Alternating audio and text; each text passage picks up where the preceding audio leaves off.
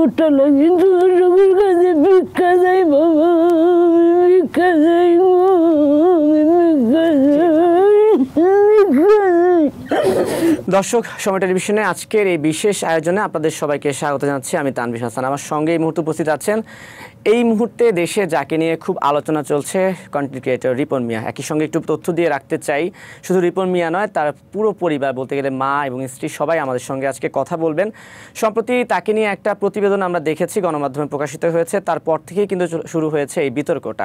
আসলে কি হয়েছে বা এই ব্যাপারে রিপন মিয়ার কি জবাব রয়েছে সেগুলো একটু জানতে চাই, আশা করি ভালো লাগবে। রিপন মিয়া, কি অবস্থা, কেমন আছেন? আলহামদুলিল্লাহ, ভালো আছে। শুরুতে যে কথা বলতে চাই, আমরা তো দেখছি যে আপনাকে নিয়ে একটা প্রতিবেদন হয়েছে, তারপর আরও একটা ব্যাপার দেখা যাচ্ছে যে বলা হচ্ছে যে ওই প্রতিবেদনের পর থেকে রিপন মিয়া লাপাত্তা। আসলে কি আপনি লাপাত্তা নাকি? না। আচ্ছা, প্রতিবেদনটা তো আপনি দেখেছেন? হ্যাঁ, অবশ্যই দেখছি। যে রিপোর্টটা আপনাকে নিয়ে হয়েছে, সেই রিপোর্টের ব্যাপারে আপনার কাছ থেকে প্রথমে আপনার বক্তব্যটা শুনতে চাই। এনে মূলত কই থেকে কী হয়েছে আমি মানে বুঝছি না বিষয়টা। তারা মূলত আগে মনে হয় আব্বু আম্মুর কাছে গেছে, এরপরে আমাদের বাড়িতে গেছে। আমি বাড়িতে ছিলাম না, আমি বাজারে ছিলাম। এরপরে হঠাৎ সাংবাদিক এসে বলতেছে আপনার নামে তো বিচার আছে। আমি তো এমনি লেখাপড়া নাই, আমি তো ইন্টারভিউ দিই না কোনো জায়গায়। আমি কার সাথে কীভাবে কথা বলতে হয় এটা আমি বলতে পারি না, দেখে আমি মূলত ইন্টারভিউটা দিই না। পরে আমি ঘাবড়ায় গেছি। পরে একটা সময় রাগ ভাই বলছি, হ্যাঁ আমার ভাবি ওইখানে, আমার ভাবিও ছিল। এইলো থেকে পরেরটা আর আমি জানি না। আচ্ছা, পরেরটা আপনি জানেন না, কিন্তু সেই প্রতিবেদন থেকে আমি কিছু প্রশ্ন করতে চাই। ধরুন আমি যদি শুরু থেকে যাই, প্রথমে আপনার বাবা মাকে দেখানো হচ্ছে, তারা বলছিল যে রিপন আমাদেরকে টাকা পয়সা দেয় না, অনেক টাকা কামায়, ভরণ পোষণ দেয় না, আলাদা থাকে। আসলে এই অভিযোগটা কি সত্য কি না, যে আপনার মা বাবাই তো বলেছে, এই ব্যাপারে আপনি কি বলবেন? এই অভিযোগটা আপনার যে গ্রামের মানুষ কিন্তু খুব সহজ সরল। আপনি দেখেন, আপনি একজনে কান পড়া দিলে আরেকজনে কিন্তু যে সহ্য করতে পারে না। এই লায়া এক কথা কয়, এই লায়া এক কথা কয়, 10 জনে যদি 10 রকম কয়, পরে একটা মানুষ তো এমনি মন নষ্ট হয়ে যায়। পরে আবেগে শুনে পরে এইগুলি আম্মা বইলা দিছে। আমার বলছেন যে উনি আসলে ইমোশনাল থেকে, কিন্তু ব্যাপারটা হচ্ছে যে ইমোশনাল হয়ে বললেও মানে এমনটা কি আপনাদের, এমন অনেকে বলছে আবার যে রিপন মিয়ার সঙ্গে বা আমাদের তো অনেকের পরিবারে অনেক দ্বন্দ্ব থাকে, হয়তো বা মান অভিমানও থাকে, সেখান থেকে বলেছিল। এমন কিছু কি আছে আপনার মায়ের সঙ্গে কোনো সমস্যা, বাবার সঙ্গে? হ্যাঁ, না, আম্মা কয়েকদিন আগে আমার থেকে একটা ফোন চাইছিল। অবশ্য আমি কইছি আমি যখন ঘরটা বানাইতেছি, ঘরের কাজটা শেষ কইরা পরে তোমার ফোনটা দিই। ঘর বানাইতেছি, ঘরে তো আর আমি একলা থাকতাম না, আব্বা আম্মারে নিয়েই থাকবাম। আবার যত আমরা ভাঙ্গা করে থাকতেছি, এই যে আব্বা আম্মা যেন থাকে এক জায়গায় থাকতেছি, যখন বাড়ির কাজ হইতেছে তো ওইখানে তো যাওয়া লাগে, না গেলে তো ওই যে মিস্ত্রি ঠিকঠাক মতো কাজ করে না। কিন্তু পরে ওইখানে আসছিলাম, পরে সাংবাদিক আইসে কিনা কিতা, পরেরটা এইভাবেই মানে আম্মা এরপরে রাগ বাইছিল, রাগ পাওয়ার পরে পরে ওই সাংবাদিকরা এটা বলছে আর মনে হয় এরকম। তো এই প্রতিবেদন বের হবার পরে আপনার মায়ের সঙ্গে তো অবশ্যই আপনার কথা হয়েছে? অবশ্যই কথা হয়েছে। উনি কি বলেছে এরপরে? আম্মা খাইন্দা দিয়া কয় আমি কিতা করছি যে আমি নিজেও কইতে না, কয় আমার শয়তানও দোষে এইটা এটা কইতাছে, আর কোনো তো কইলেই কাইন্দা দেবে। ঠিক আছে, আমরা ওনার সঙ্গে কথা বলবো, কিন্তু আরও কিছু পয়েন্ট একটু ধরে নেই। ধরুন আপনি তো বিয়ে করেছেন? হ্যাঁ, অবশ্যই আমি বিয়ে করছি, তো অনেক দিন হয়েছে। বিয়ে করেছেন, বাচ্চাও আছে 2জন, যেটা আমরা প্রতিবেদনে দেখেছি। সেখানে তো বলা হচ্ছে যে মানে আমরা দেখেছি, বলা হচ্ছে না, দেখেছি যে আপনার স্ত্রী প্রসঙ্গে বলার পর আপনি বলেছেন যে ভাবি, আমার স্ত্রী না ভাবি। স্ত্রীকে কেন ভাবি বলে সম্বোধন করলেন, বা স্ত্রী পরিচয় কেন গোপন করলেন? ওইখানে দুইটা বিষয়। ওইখানে আমার ভাবিও ছিল, আমি মনে হচ্ছে ভাবির কথা। আর বিয়ে করছি, আমি চাচ্ছি না আমি বিয়ে করছি এটা অনলাইনে জানুক। আমি চাচ্ছি না আমার বউরা দেখাইতাম। আমি বিয়ে করছি তো করছি, এটা বিয়ে করলে কি আপনার দেয় দেবো আমার? এই আর বিষয়। এই কারণে আমি না হচ্ছে আমি বিয়ে করছে না। কিন্তু বিয়ে করেননি, ঠিক আছে, আপনি নানা কারণে আপনার স্ত্রীকে প্রকাশ্যে আনেননি বা সামনে আনতে চাননি, অনেক সমস্যা হতে পারে এই কারণে। কিন্তু আপনি যেভাবে কন্টেন্ট বানাতেন সেখানে কিন্তু মনে হয় ওই যে আপনার বিয়ের ব্যাপারেও অনেক কথা বলতেন আর কি। হ্যাঁ, তো ওইটার সাথে মনে হয় এটার কারণে মানুষ একটু সাংঘর্ষিকভাবে নিয়েছে। তো উনি সাংবাদিক যার কাছে গিয়েছিল, উনি কি আসলে আপনার স্ত্রী ছিল? না না ওইখানে আমার ভাবি ছিল, মানে যার কাছে গেছে বউ ছিল, ভাবিও ছিল। আচ্ছা, 3 জন ছিল আর কি। বাসায় কে কে ছিল যখন সাংবাদিক আপনাদের বাসায়, মানে আপনার স্ত্রীর কাছে গিয়েছিল বা ভাবি? ওইখানে 3 জন মহিলাই ছিল।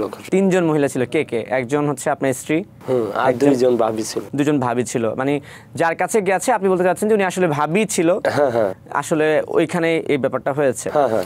আপনার বাড়িঘর নিয়ে তো প্রশ্ন উঠেছে, বলছে যে আপনি রিপন মিয়া অনেক টাকা কামান, লাখ লাখ টাকা কামাচ্ছেন, তারপর হচ্ছে 5 স্টার হোটেলে ঘুরছেন, বিদেশ যাচ্ছেন, এত টাকা পাচ্ছেন কোথায়, বা এই টাকা যদি আসেও টাকাগুলো কোথায় যাচ্ছে, এগুলো নিয়েও অনেকে প্রশ্ন তুলছে। আসলে আপনি কেমন টাকা কামান সত্যি করে বলেন? হয়তো আপনারা মোটামুটি সবাই জানেন ফেসবুক থেকে এখন কিন্তু টাকা দেয় না।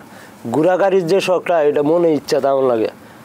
আর আপনার ঘোরাগাড়ি করলে আপনার মনে করেন লাখ লাখ টাকা, কোটি কোটি টাকা জায়গায়, এমন কোনো বিষয় না।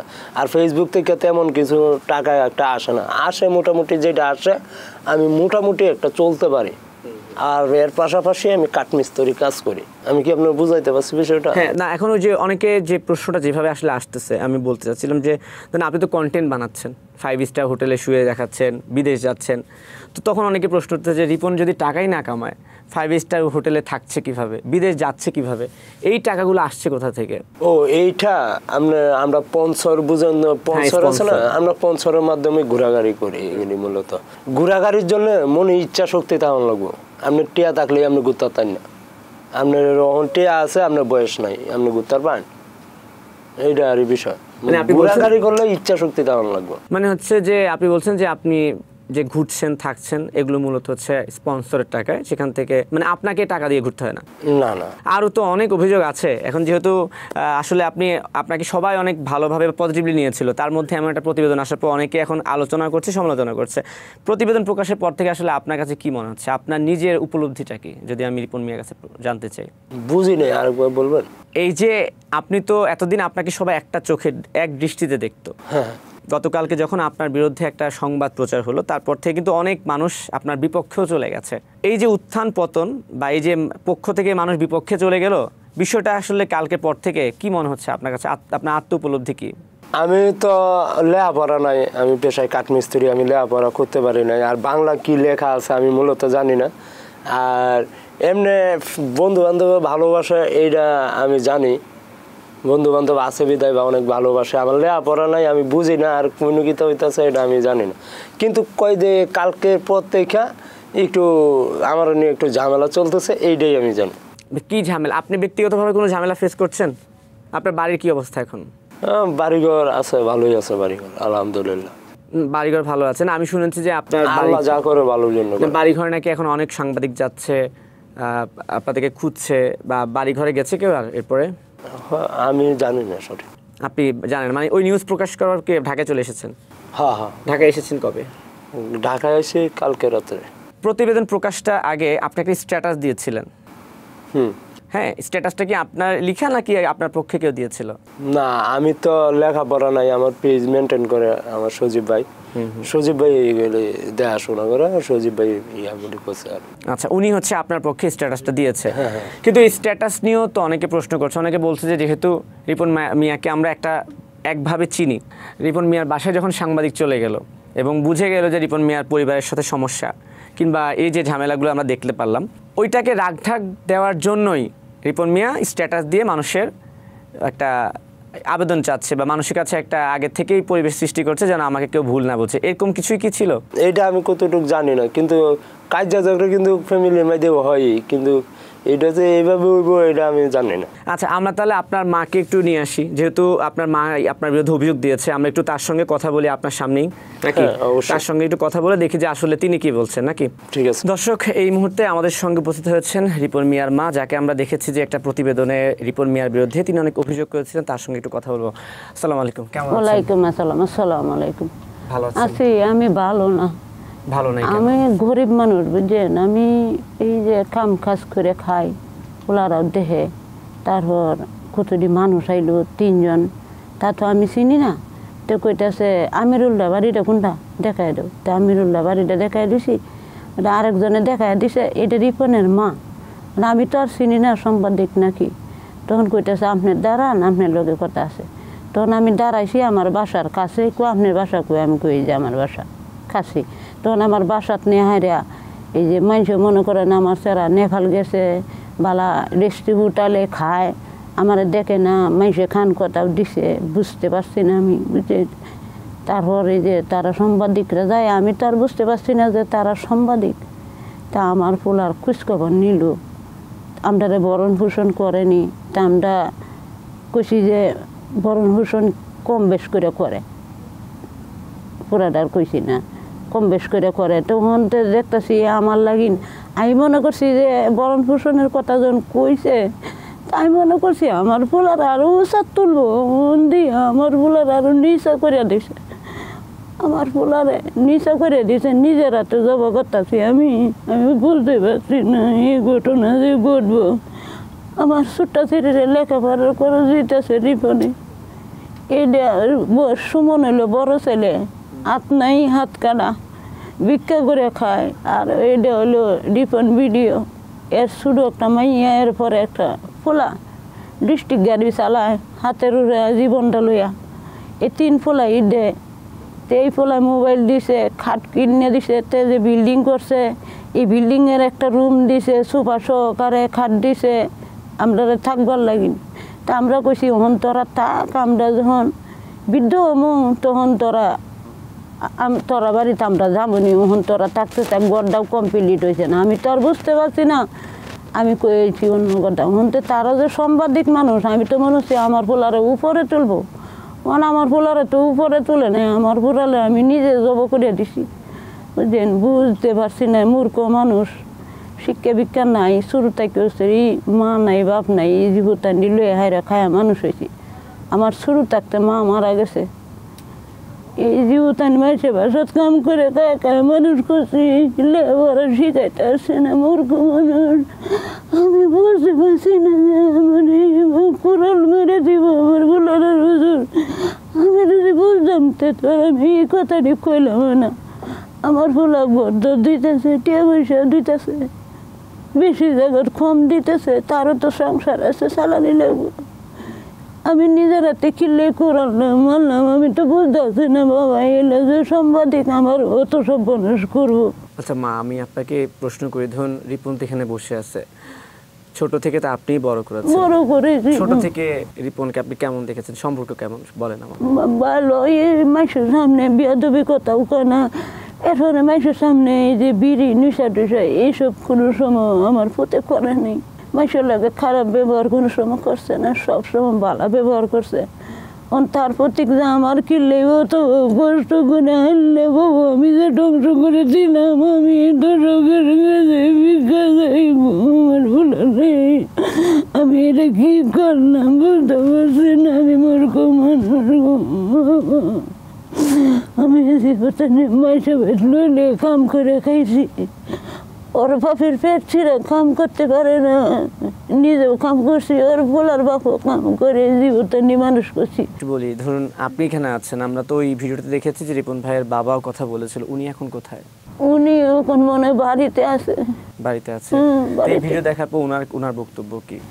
এই ভিডিওটা যে তখন বের হলো, আপনারা তো দেখেছেন, বা এই যে রিপন ভাই কান্না করছে আমরা দেখতে পাচ্ছি, সবাই ওনাকে ভুল বুঝছে। ওই ভিডিও দেখার পরে আপনার রিপন ভাইয়ের বাবা যিনি, ওনার বক্তব্য কি, উনি কি বলছেন? উনি তো বেক লইছে, এই কথা কয়ে হারিয়ে বেক লইছে না, আমার ভূতের আমি নিজে কোরাল মারলাম, নিজে জবই করে দিলাম, নিজের ভাইয়ের নিজে দাঁড়াইছে, যখন আমরা সব বনাশ করলাম না, আমরা একটা কথার কারণে সব ইয়ে হয়ে গেল না। ও না, আপনারা দোয়াই আইসি, আপনারা যদি সাহায্য করে দেন আমার রিফান্ডে, আবার দোয়া করে দেন, রংমত করে দেন।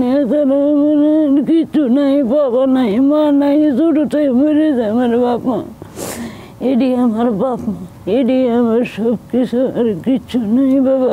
আচ্ছা, এমনটা কি হয়েছে নাকি যে সাংবাদিক গিয়েছিল, উনি কি আপনাকে কোনো কথা শিখিয়ে দিয়েছে বা জোর করে কোনো কথা বলেছিল? না, শিখাই দিছে না কেউ, এরা জিজ্ঞাসা, তখন আমরা আর বুঝতে পারছি না, এতটা কথা আমরাও কয়েছি।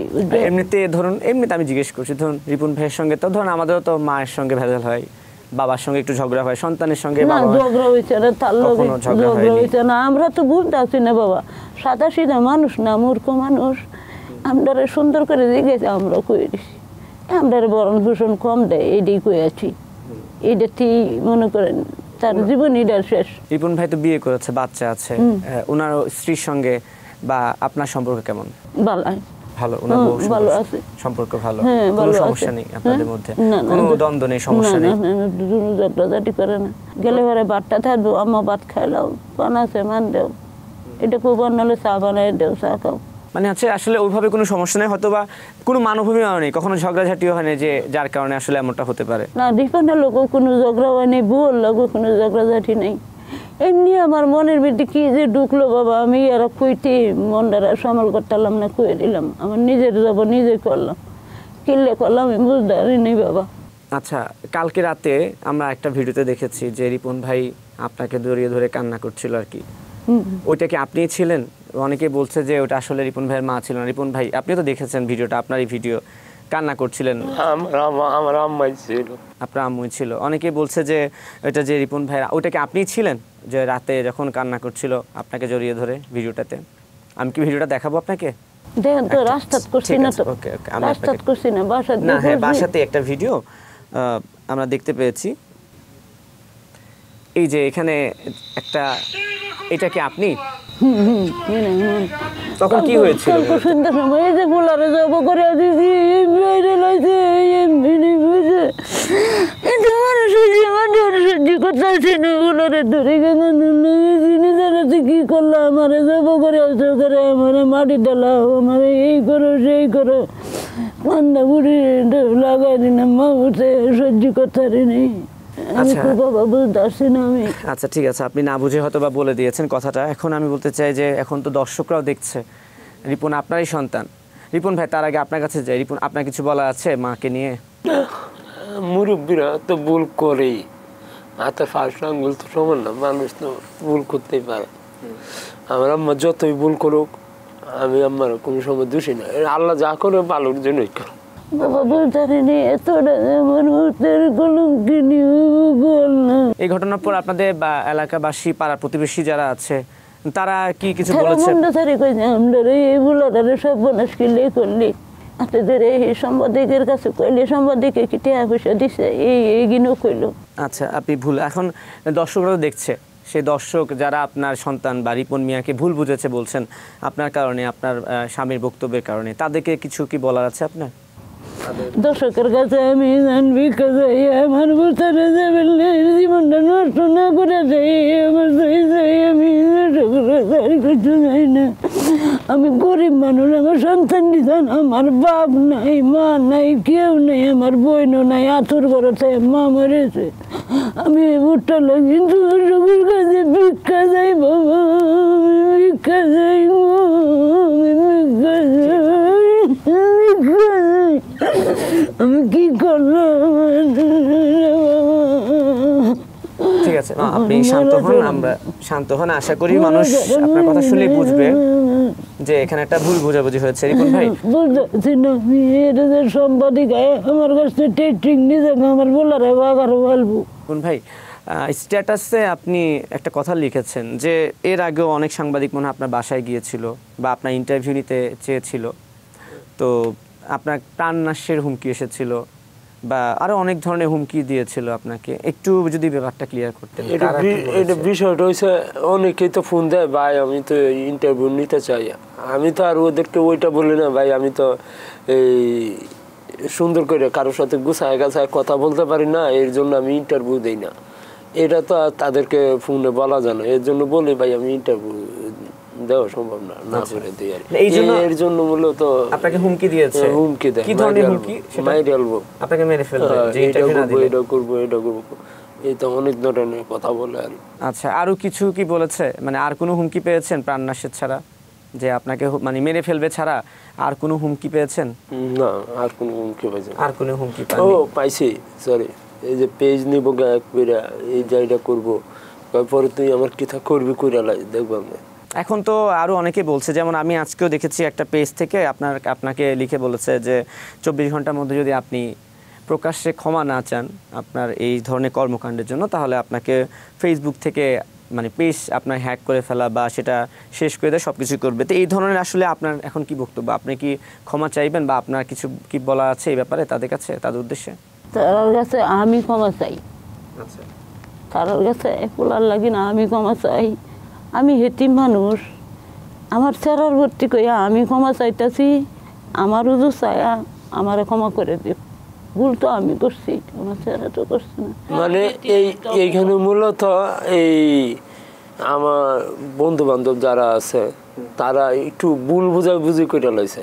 ভুল বোঝাবুঝি যেমন ধরেন গ্রামের মানুষ কিন্তু এমনি সহজ সরল, আপনি যা বলবেন এইটাই, মানে পরবর্তীতে যে কি হইব এটা আর বুঝে না তারা, মানে এই আবেগে মানে বইলা লাইছে, মানে এখন আর বুঝতে না কি তা করছি আমি।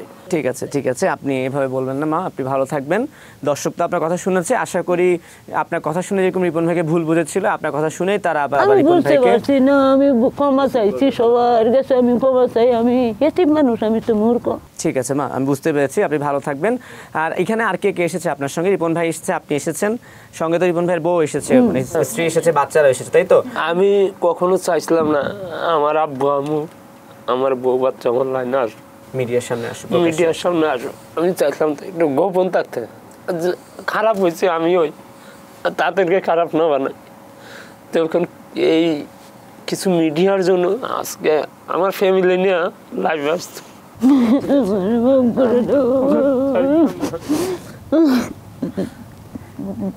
আপনি ভালো থাকবেন। ইনশাল্লাহ আমরা আশা করছি যে দর্শকরা এখন দেখলো, আপনার কথা শুনেছে, ইনশাল্লাহ আশা করি রিপন ভাইকে যেরকম ভুল বুঝেছিল আর ভুল বুঝবে না। আর আমরা এখন তাহলে একটু রিপন ভাই স্ত্রীর সঙ্গে কথা বলি, যাকে নিয়েও অনেকে প্রশ্ন তুলছে, তিনিও তো এসেছেন, আমরা একটু তাকে ডেকে নিই। ঠিক আছে, ভালো থাকবেন। আসসালামু আলাইকুম। দর্শক, আমরা এতক্ষণ কথা বলছিলাম রিপন ভাইয়ের মায়ের সঙ্গে। এই মুহূর্তে আমাদের সঙ্গে উপস্থিত আছেন রিপন ভাইয়ের ওয়াইফ, তার নামটা হচ্ছে চম্পা। একটু তার সঙ্গে কথা বলবো। কেমন আছেন ভাই, বলেন? ভালো আছেন? ভালো আছি। ভালো আছেন? হ্যাঁ, আমার জামাইরে নিয়ে আমি অনেক সুখী আছি। আপনি সুখে আছেন, এগুলো নিয়ে কথা বলবো।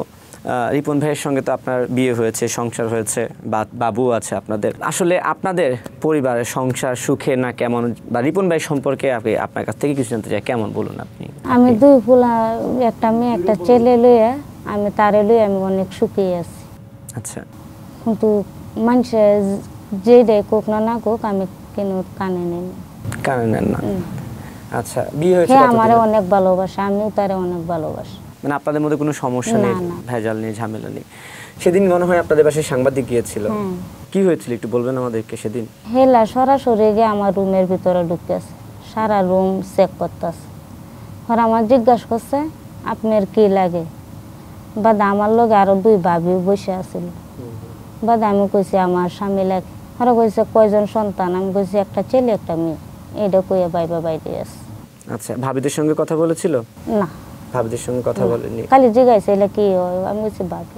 তো এই যে এখন বাইরে যে একটা নিউজ সংবাদ দেখতে পাচ্ছি না, বলছে যে ধরুন রিপন ভাই ওনার ওয়াইফের কথা গোপন রেখেছে, বলতে চায় না, বলেনি, কিংবা একটা ভুল বুঝাবুঝি হয়েছে, মানুষ বাজে কথা বলছে, এটা নিয়ে আপনি কি বলবেন বলেন তো?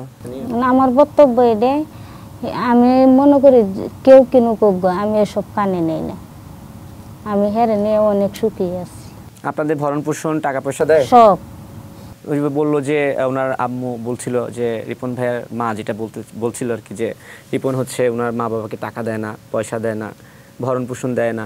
আসলে কি দেয় নাকি দেয় না? এটা দে।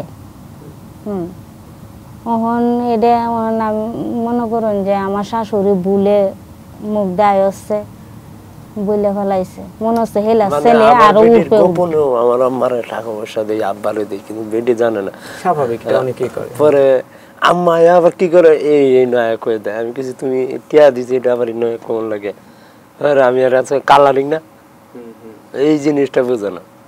শাশুড়ির সাথে আপনার সম্পর্ক কেমন? আমার সম্পর্ক আমার শাশুড়ির লগে ভালো। আদর করে আপনাকে? হ্যাঁ, আমি হেলার আদর করি, হেলাও আমার আদর করে।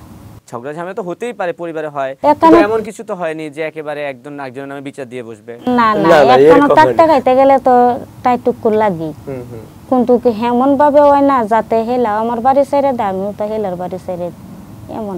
রিপন ভাই, এর আগেও আপনি কয়েকটা পডকাস্টে বলেছিলেন আপনি বিয়ে করেছেন, বিয়ের প্রসঙ্গগুলো তুলেছিলেন আর কি। তা তারপর আমরা কিন্তু ভাবিকে এর আগে প্রকাশ্যে দেখিনি, মানে এবার প্রথম উনি প্রকাশ্যে আসলেন আর কি।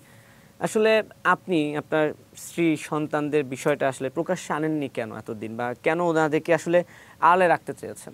আমি চাইছিলাম না আমার ফ্যামিলির কেউ অনলাইনে আসুক, অনলাইনে আমি দেখাই, তাদেরকে দেখাই ভিডিও টিডিও করি, আমি এটা চাই নাই কখনো। খারাপ হয়েছে আমি তাদেরকে খারাপ করার দরকার নেই। আচ্ছা, এখন এর জন্য আপনি কেন বলছেন যে আপনি খারাপ হয়েছেন? অনলাইন জগৎ আমি মনে করি না ভালো, আমার জন্য আপনার দুযোগেই রাখছে, ব্যস্ত আমার জন্য রাখছে না। এই জন্য আপনি ভাবছেন যে আমি এখন খারাপ কাজ করছি, আমার ফ্যামিলি এখান থেকে দূরে থাকবে, এমন কিছুই? হ্যাঁ, আমি মনে করি অনলাইন যে জগৎটা, অনলাইন জগৎ কি ভালো? আমি মনে করি না। অনলাইন জগৎ ভালোর দিক দিয়ে নিতে পারলে ভালো, আর খারাপের দিক দিয়ে নিতে পারলে খারাপ। আমি আপনার যতটুকু সম্ভব হয় আমি চেষ্টা করি ভালোর দিকে নিতে, কিন্তু আপনার এরপরও দেখা যায় কিছু মানুষ আছে না, লাইগেই থাকে, ভালোর দিকে নিতে খুব কষ্ট হয়ে যায়। আপনার শত্রু আছে কেউ? শত্রুপক্ষ আছে আপনার? মানে সন্দেহ হয় কাকে যে আমার শত্রু আছে, ওরা আমার খারাপ করতে চায় বা তারাই এই কাজগুলো করেছে? শুনেন, এক হাতে কোনোদিন তালি বাজানো। মানে তার মানে আপনি বলছেন যে কেউ একজন এখানে পেছনে আছে, অনেক মানুষই আছে। সন্দেহ হয় নাকি বা তারা কারা হতে পারে? হ্যাঁ, কেন করছে? সন্দেহ হয় না। শত্রু থাকলে অনুভব করা যায় না, থাকতে পারে, থাকতে পারে, এটা স্বাভাবিকই। আছে আমার অনেক শত্রু। এলাকাতেই নাকি এলাকাতেও আছে, এলাকায় আমার শত্রু সব এলাকাতেই। এত শত্রু কেন আপনার? একটা জিনিস আপনি ধরেন, আমি ঘর বানতেছি, আমি আগে আপনার মানুষের বাড়িতে কামলা দেওয়া খাইতাম, কাঠমিস্ত্রি কাজ করে খাইতাম, এখন হুট টাট করে একটা ঘর বানতেছি, এইরকম মানুষের দেখা সহ্য হয় না। একটা জিনিস, ভালো জিনিস মানুষ দেখা হজম করতে পারে না, ভালো জিনিস সবাই সহ্য করতে পারে না। বাড়ি করছেন, যে একটা বাড়ি করছেন আমরা দেখলাম, বাড়িতে খরচ যাচ্ছে কেমন বাড়ি করতে?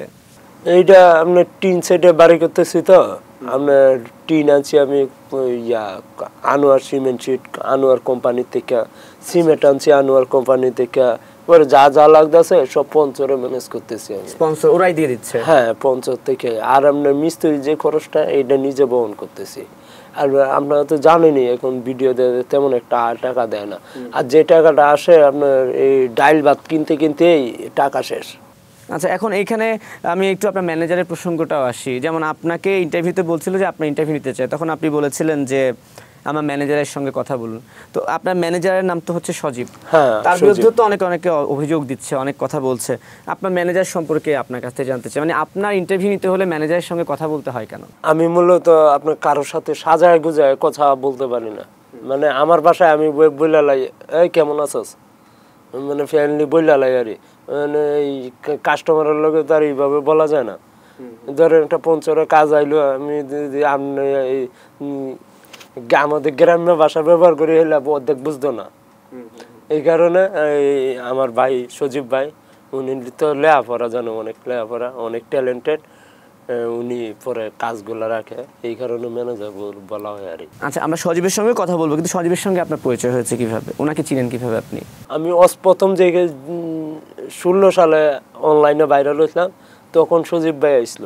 আচ্ছা, আমার লগে থাকেন, আমরা একসাথে কাজ করি। পরে রাজি হই নাই, পরে এরপরের থেকে অনলাইন ছাইরা দিছি, ছাড়ার পরে আবার আইছে, কয় ভাই আপনার পিছিয়ে তো অনেক দিন ধরে ঘুরতেছি, আপনি আমার লগে থাকেন, আপনার যদি লাইফ পরিবর্তন হয় আপনি আমার লগে থাকবেন, আর যদি পরিবর্তন না হয় ভাই ছাইরা দিয়েন। এই যে এরপরের থেকে থাকা আর আজকে 2-3 বছর। 2-3 বছর হয়ে গেছে। আচ্ছা, আরেকটা প্রশ্ন করে আমি সজীবকেও এখানে ডাকবো। ওই প্রতিবেদনে আমরা দেখেছি যে আপনার সঙ্গে যখন কথা বলছিল তখন সেখানে আরো 2-1 মনে হয় সাংবাদিকও ছিল, যারা আরো আগে থেকে আপনার ওখানে ছিল। ওরা মনে হয় আমার যতটুকু সম্ভব প্ল্যান করে আইছে, ওরা 5 জন ছিল। 5 জন এসেছিল? আচ্ছা, আমি ঘুমেছিলাম, পুরা ঘুমে, কাঁচা ঘুম থেকে ডাইকা তুলছে।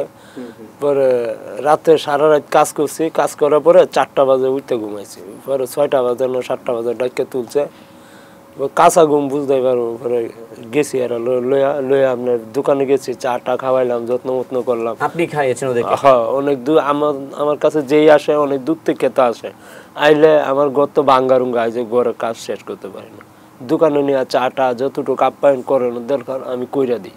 তো ওই 5 জন সাংবাদিক আগে গিয়ে আপনাকে কি বলেছে, কি প্রশ্ন? 5 জন একবারও যায় নাই তো, 2 জন গেছে, পরে আয়ের পরে 3 জন আইছে। প্রথমে 2 জন গিয়েছে, ওই 2 জন আপনাকে কি বলেছে বা কি বলতে চেয়েছিল আপনার কাছে? কেন গিয়েছে? ওই ইন্টারভিউর জন্য।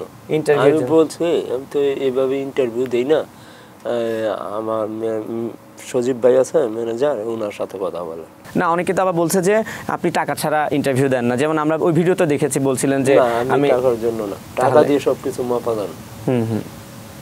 আমি ইন্টারভিউ আমি সাজায় গুজায় কথা বলতে পারি না বিধায় আমি ইন্টারভিউ দেই না, আর টাকার জন্য না, আমি টাকার জন্য ইন্টারভিউ দেই না। ভাবি আপনাকে অসংখ্য ধন্যবাদ, ভালো থাকবেন। এখন এই মুহূর্তে আমরা একটু সজীব ভাই, রিপন ভাই যে ম্যানেজার, ওনাকে একটু ডেকে নিচ্ছি। ভালো থাকবেন আপনি। আসসালামু আলাইকুম। দর্শক, এতক্ষণ কথা বলছিলাম রিপন মিয়ার স্ত্রী চম্পার সঙ্গে, এবং এই মুহূর্তে আমি কথা বলবো হচ্ছে সজীব, যিনি কিনা রিপন ভাইয়ের ম্যানেজার হিসেবে পরিচিত।